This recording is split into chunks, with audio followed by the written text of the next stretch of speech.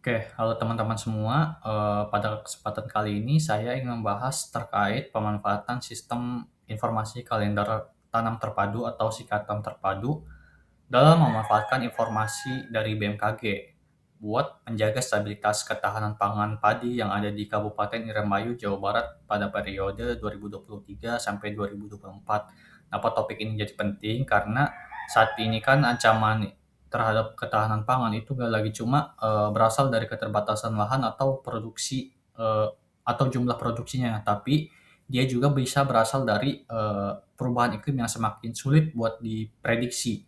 Nah, dalam kondisi tersebut, teknologi informasi itu jadi salah satu instrumen yang bisa membantu petani untuk beradaptasi terhadap resiko yang akan muncul ke depannya. Nah, di sini ada latar belakang di mana ketahanan pangan itu kan seringkali dipahami cuma sebagai kemampuan menghasilkan pangan dalam jumlah yang cukup kan.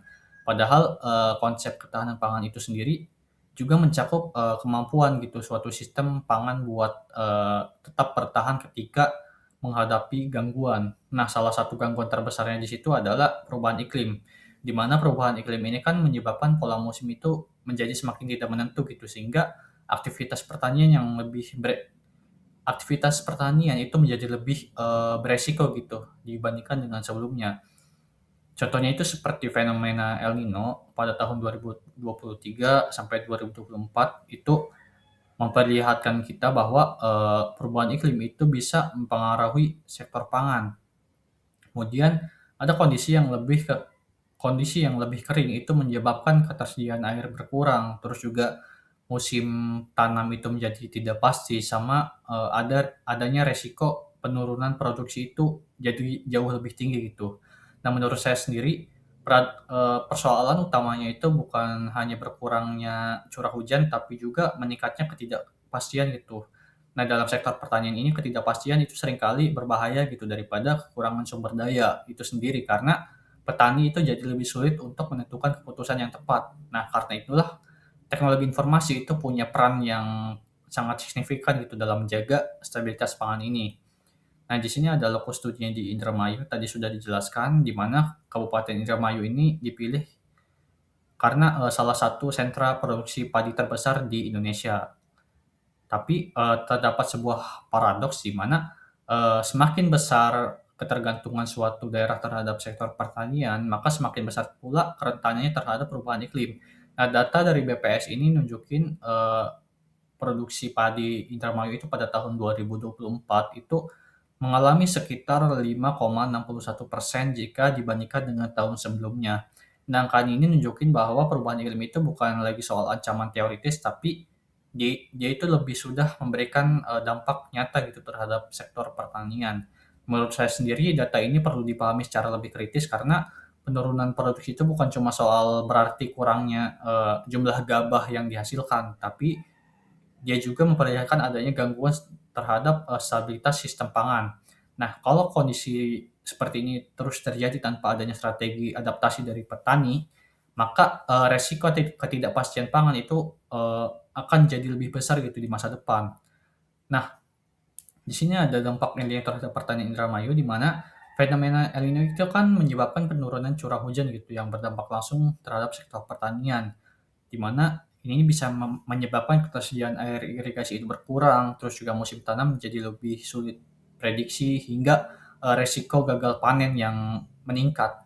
Tapi menurut saya sendiri itu, dampak terbesar El Nino sendiri itu sebenarnya bukan cuma soal aspek fisik pertaniannya aja, tapi, lebih pada proses pengambilan keputusan si petaninya.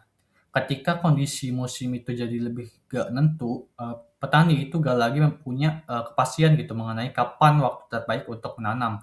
Nah, ini bisa mengakibatkan setiap keputusan yang diambil itu punya, resiko yang lebih tinggi jika dibandingkan dengan kondisi normal. Nah, dalam situasi seperti itu tuh, informasi itu jadi lebih informasi menjadi sumber daya yang lebih sangat, apa ya, yang sangat signifikan gitu, di mana petani itu tidak membutuhkan pupuk, benih, atau air, tapi juga dia itu, membutuhkan informasi yang akurat juga gitu mengenai kondisi iklim yang akan dihadapi oleh si petani ini. Nah, di sini ada teknologi yang saya pakai dalam studi ini, yaitu Sikatam Terpadu, di mana Sikatam Terpadu ini merupakan teknologi informasi pertanian yang dirancang buat membantu petani dan juga pemerintah dalam, mengambil keputusan budidaya berdasarkan kondisi iklim dan juga lingkungan. Nah, kalau diperhatikan, teknologi ini berbeda dengan teknologi pertanian yang biasanya berbentuk alat atau mesin, di mana si Sikatan terpadu ini nggak secara langsung meningkatkan produksi, tapi dia lebih meningkatkan kualitas pengambilan keputusannya. Nah, menurut saya inilah keunggulan utama dari si Sikatan terpadunya, di mana sistem ini nih mengubah data yang sebelumnya sulit dipahami itu menjadi, rekomendasi gitu, yang bisa digunakan secara praktis oleh petani. Nah, dengan adanya rekomendasi waktu tanam, identifikasi resiko kekeringan, dan juga panduan budidaya, petani itu punya, dasar, yang lebih kuat gitu dalam menentukan strategi pertanian. Nah, artinya teknologi ini bekerja dengan cara mengurangi ketidakpastian yang selama ini menjadi salah satu penyebab utama kerugian di sektor pertanian. Nah, selanjutnya ada peran informasi BMKG, di mana Sikatan Terpadu ini kan nggak bakal bisa berfungsi gitu secara optimal tanpa adanya data yang akurat. Nah, oleh karena itu BMKG di sini punya peran penting gitu yang sebagai penyedia, informasi iklim. Nah, data mengenai prediksi musim, curah hujan, dan potensi kekeringan itu bisa diolah oleh BMKG menjadi rekomendasi yang bisa digunakan oleh petani. Nah, menurut saya hubungan antara BMKG dan juga Sikatan Terpadu ini memperlihatkan kita bahwa, ketahanan pangan modern itu nggak lagi, bergantung pada sumber daya alam, tapi juga lebih pada kemampuan mengelola informasinya. Nah, semakin akurat informasi yang dipunya, maka semakin baik pula kualitas keputusan yang bisa kita ambil. Dengan kata lain, informasi iklim itu telah jadi, salah satu sumber daya strategis gitu dalam sektor pangan ini. Di sini ada transformasi pengambilan keputusan. Nah, sebelum adanya Sikatan Terpadu ini kan banyak petani yang mengandalkan pengalaman dan juga pengamatan alam dalam menentukan waktu tanam kan. Nah, cara ini cukup efektif gitu ketika, pola musim itu masih relatif stabil. Tapi di kondisi saat ini kan berbeda gitu, di mana perubahan iklim itu menyebabkan pola cuaca itu jadi lebih sulit buat diprediksi, sehingga, pendekatan tradisional nggak selalu bisa menjawab tantangan yang ada. Nah, menurut saya, transformasi terbesar yang dibawa oleh, Sikatan Terpadu ini bukanlah teknologi itu sendiri, tapi lebih pada, perubahan cara berpikir dalam, pengelolaan pertanian. Nah, sebelumnya sorry sorry, sebelumnya, keputusan itu kan bersifat reaktif, yaitu, bertindak setelah masalah terjadi kan.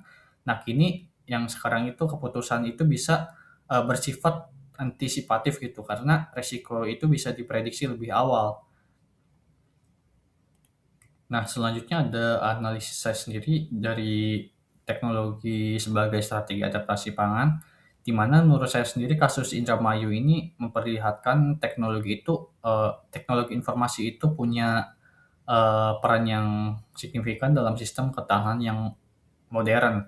Nah, selama ini kan banyak orang yang menganggap bahwa, peningkatan produksi itu cuma, bisa dicapai lewat pembangunan irigasi, penggunaan pupuk, atau mekanisme, pertanian. Padahal informasi juga menjadi faktor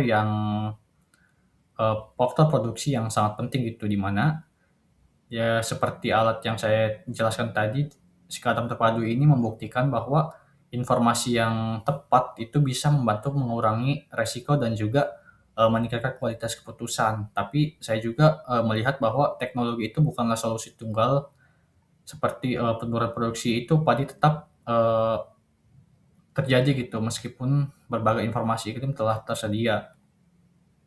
Intinya keberhasilan teknologi itu sangat bergantung pada kemampuan petani dalam memahami informasi, kesiapan pemerintah daerah dalam melakukan pendampingan, sama efektivitas koordinasi ada antar lembaga gitu.